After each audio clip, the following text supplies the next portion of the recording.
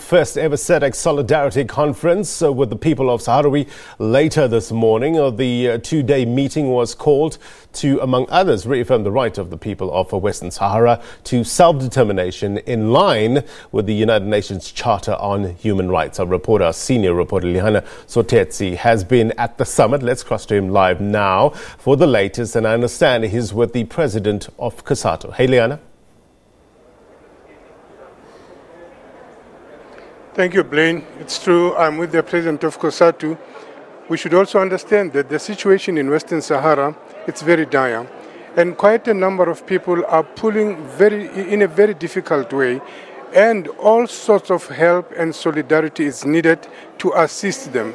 Now, we just want to find out from the president of COSATU, from the labor point of view, Lucy, what is it that you see COSATU doing, or the role that labor can play in assisting the people of Western Sahara? Thank you very much for having us. COSATU has always been with the people of Western Sahara, the Saharawi people. It has been for years now that we have even gone to the liberated zones in Western Sahara, where we have paid solidarity with the people of Western Sahara, because we believe that solidarity through a pen and paper is not conclusive in the absence of being there physically to experience and understand what the people are going through. Having been there, what we are doing is to ensure that we raise the plight of the state of the people of Western Sahara in the liberated zones, and the fact that it is the last country in Africa that is still occupied by another country like Morocco.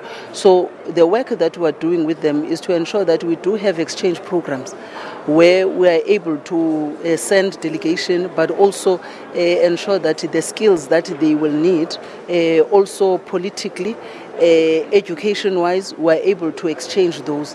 Importantly for us is to raise this plight of the Saharawi people at levels like this one, at the SADC level, at the continental level, but also internationally. For an example, we have been to the ILO in Geneva last year and in the previous years, and we would not miss an opportunity to ensure that the plight of the Saharawi people is raised, because we know that when Morocco is in the house, we have to make sure that this issue is an issue that is going to be raised, such that a conversation must continue to happen. We want the United Nations to ensure that what was resolved for a self-determination of the Sahrawi people is realized. Are you convinced that Morocco will actually move its position, looking even at the fact that they are now having a counter meeting, saying that this meeting here should not push them, but they will do things according to the way they think things should be done? I think there is a great opportunity for Morocco to move. What is important is what is it that we are going to do to ensure that there's movement. Remember, when South Africa was colonized, it had to take others to ensure that the voice of the South African people who are oppressed and who are colonized is being heard. It was not only ourselves as South Africans, but it was because of the solidarity that we had received that has managed to make the apartheid government to move. Now, it's going to take the African continent to ensure that Morocco, as it is part of this continent, understands that they must move from the occupied territories of Western Sahara. This is the last colony that we have in Africa. And we cannot then talk about human rights. We cannot talk about the liberation of the African continent when we still have a country that is still colonized by another in the African continent. So for them to even be hosting another meeting of this nature, they must also explain in what context, because this one is a solidarity conference with the people of Western Sahara. What will their conference be really talking about? Is it talking about how they are going to start allowing the Sahrawi people to really achieve their self-determination? If it is about that, let's hear it. But if it is about the resisting the change, and remaining as a colonizer, then we should be saying there is a serious problem. Until African states are able to understand where we are coming from as a continent and where we want to be, we should stand together with the Sahrawi people and say it is time for Morocco to relinquish what they have taken from the Sahrawi people.